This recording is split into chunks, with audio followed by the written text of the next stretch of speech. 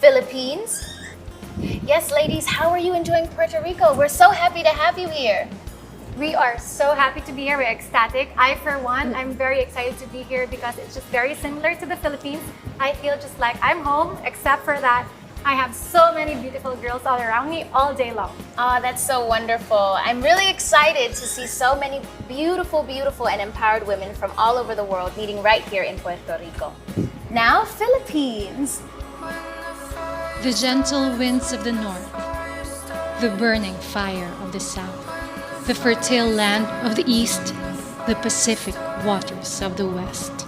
I have moved from different directions to find my purpose, to understand life's meaning as defined by experiences, both difficult and easy.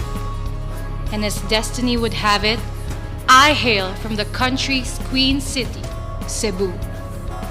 But unlike a real-life queen, my life story is not all glittered and gold. I was born a miracle baby, surrounded by life's perplexities as my mom struggled to make ends meet. As a child, I have witnessed how my mom single-handedly raised me until she entered into eternal rest.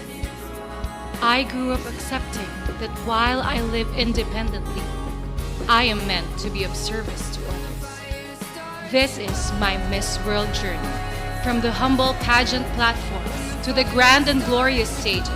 I am living my purpose. In the words of Puerto Rico's most celebrated poet, I am not merely the implacable, elegant lady. I am life. I am strength. I am woman. I am Tracy Maureen Perez, Miss World Philippines. Hasta pronto, Puerto Rico! Oh, Philippines, your story is so amazing. I know you said that you're a miracle baby. I was wondering if you could talk to us more about that.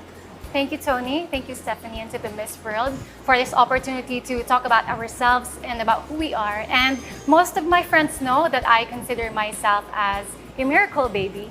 And it all started with my mom. When she was about 18 years old, she got into this horrible accident. And she was in a cab where it was squished by a bus back in my country, and she was in the operating table for the longest time, and she even died for a few minutes.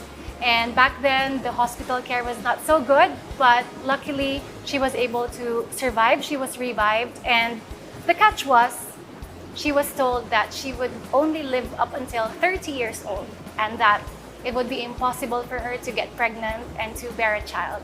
But with God's grace, my mom got pregnant at 33 years old, 3 years after her supposed life expectancy. And I was also a premature baby.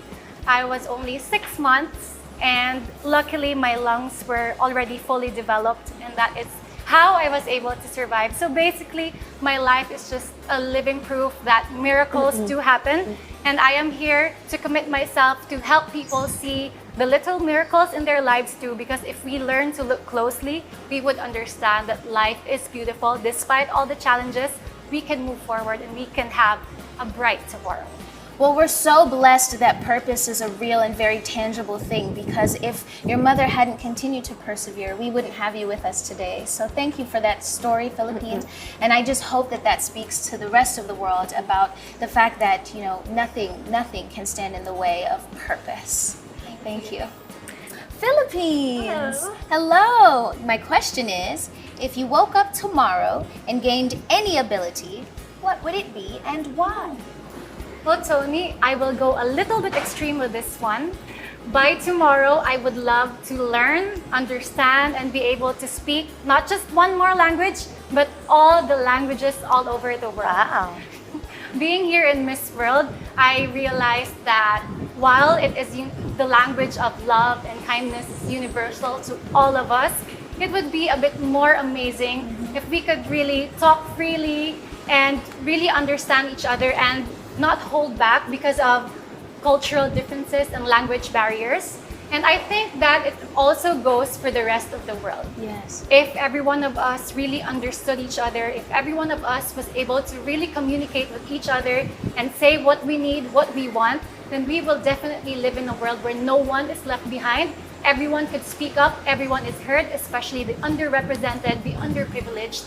And again, we will all live in a world where negativity is nowhere to be found. Exactly. You know, Julia talks to us all the time about All the the time. importance of communication. And so I can only imagine what it would be like if we could all speak every single language. I love that. I might steal it. Thank you, Philippines. Thank you, Tony.